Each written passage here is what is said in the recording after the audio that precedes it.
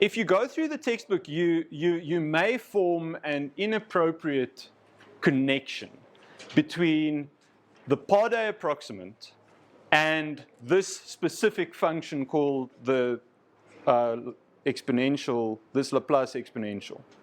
So you may be under the impression from, if you just read the textbook, you may think that there is a one-to-one correlation, like e to the minus ds is connected in your mind to the Parde approximant.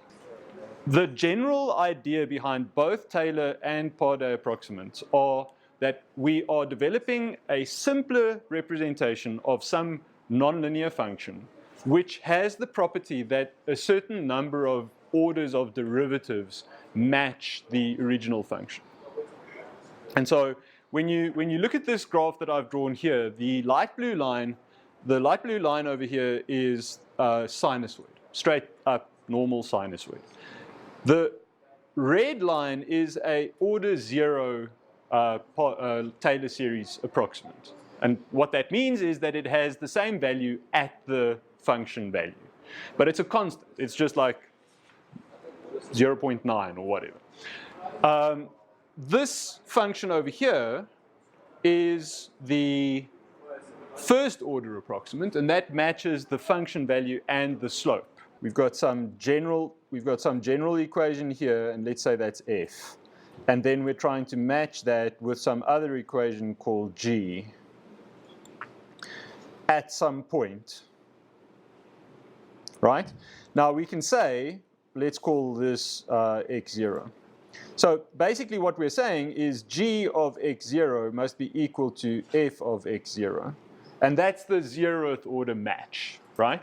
But then dg dx at x0 must also be equal to df dx at x0. And that's the second or the first derivative matching.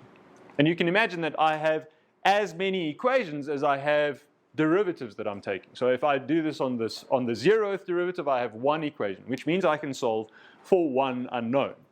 Now, you can imagine that I can choose g to be parameterized in many different ways. When I say parameterized here, I mean that it has free parameters that we can choose to make certain things happen. And so if I just have g is equal to a, and a is a constant, then I can use this one equation. This equation, the first equation, allows me to fit one coefficient. The two equations together allow me to fit two coefficients, and so on. And I can have any form that I want. I can choose g to be a polynomial. I can choose it to be another set of trigonometric functions, and so on. But the ones that we'll be using most frequently are the polynomials and the rational functions. And when we use polynomials, we'll call them Taylor series, and when we use rational functions, we'll call them Parde approximation. That's the whole deal. That's like all you really need to know. Consider how weird it is that the Taylor series actually converges. So what I mean by this is, like, consider that we know that the sine of x is correctly approximated to arbitrary distance from the approximation using an infinite Taylor series. What that means in practical terms is, if I give you a microscope, and I tell you you can zoom in here on this table, that you could zoom in on the table, and if you zoomed in enough and you did enough analysis about this point on the table, you could tell me where the Eiffel Tower was. That's weird, right? That's what Taylor series do. I'm using information about just that one point, about how the function behaves at that one point. And I am telling you what this function will do all the way on the other side of the timeline. That is very weird. A very small subset of functions that have this property. And these are called the analytic functions. And they are basically every function that you will use in your engineering career. However, they're a tiny, tiny, tiny little group of functions in the world of all functions. So let me show you an easy way to think about a function that doesn't have a convergent Taylor series. Does that look familiar? Okay? This function's Taylor series does not converge. Very simple function. It's a unit step function. But everybody here can understand that it doesn't matter how many derivatives I take at this point. I'll never be able to predict that a little bit to the right, that function suddenly makes a big step like this. Every function in the world does not have this property. The ones that have this property are the ones that we give names for. So we know that sines and cosines and so on, and let's say the polynomials obviously have convergent Taylor series approximations because they are polynomials. But rational functions and the trigonometric functions and all of the family of E, they are all analytic functions, which means that they have convergent Taylor series. And so that means that these approximations are useful when we apply it to those functions. They are not useful when we apply it to any other function. And so you don't gain anything at all building a Taylor approximation of the unit step in the time domain. Interestingly, though, you do gain because the Laplace transform of the unit step is a rational function, you can actually use those methods on many of these weird functions in the Laplace domain, which is itself like a miracle of mathematics. Now, this difference is a very important one when we come to approximation, because it informs the two different ways in which we think about the goals of approximation.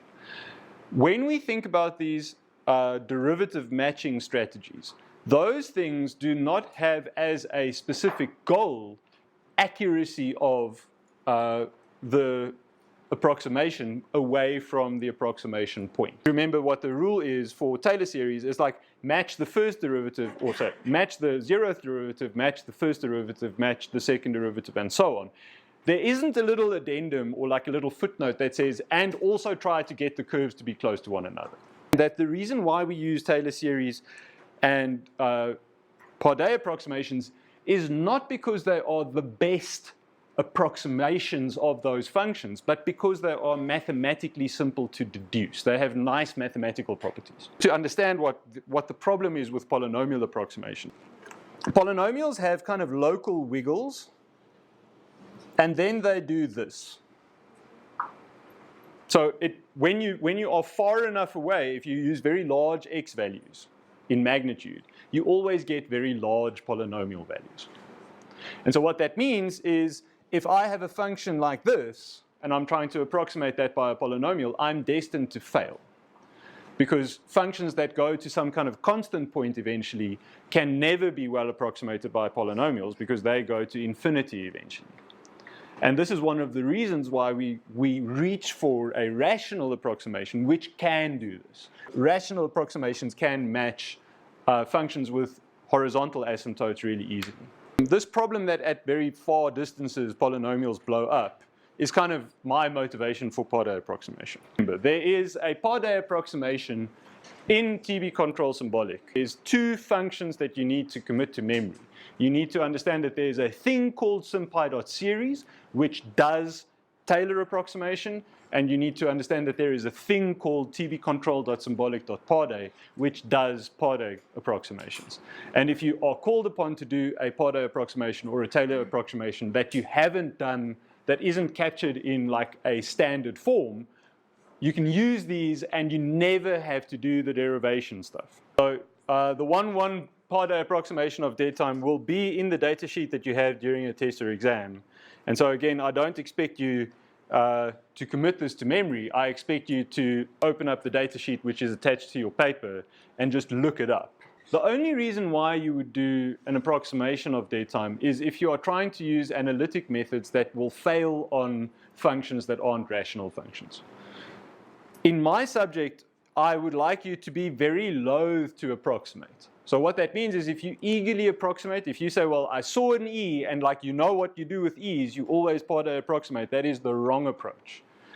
I want you to go as far as you can without approximation. I think that it is appropriate to use this approximation if you want to get a quick feel of what a step response looks like for you. In every case where you can where there are common dead times, it is perfectly reasonable for you just to use the dead time free model and shift it up if you want to look what the response looks like. This also works for finding the roots of the polynomials or the denominators, so like for finding poles and all of that kind of stuff. That also works fine. If you just have that one exponential, don't approximate it. Just work with it without the dead time and then shift things up. So the only place where I would like you to actually feel the urge to approximate exponentials is if they occur in the denominator of a transfer function that you're working with. But I feel that it is straightforward enough to have a hard and fast rule: approximate only dead times in the denominator of a transfer function using any kind of approximation. When we approximate things in the Laplace domain and our goal is to ease calculations, we'll always use Taylor or Pardee. Straight up. However, in many cases, we aren't really that interested in getting good approximations in the Laplace domain. We're interested in getting good approximations in the time domain. We have a very complicated transfer function which has, at least visually, a very simple response. So it may be that this is something like, you know, a fifth order over a sixth order transfer function with a little bit of transport delay. Right? That's possible. And high order functions can have visually very simple responses. And that's where the Skorca method comes in that you've read about, which is that we take a lower order function with a similar response and we approximate that transfer function to match the response. So we say, let's rather than trying to match the Laplace transform functions together so that they share derivatives, just choose values for instance, a k and a d and a time constant, which is a much simpler transfer function, and choose that. And the red curve that I've drawn there that is what the step response of a first order plus dead time transfer function actually looks like. And in many cases, we can get visually very similar curves as a step response from much lower order transfer function approximations. And the Skorca method is one easy way of doing that. So I hope that cleared up a little bit about the time delay approximation. One easy rule: only approximate time delay in the denominator which is added to other things, and use one of those three methods. That's the only thing I expect you to know about those approximations.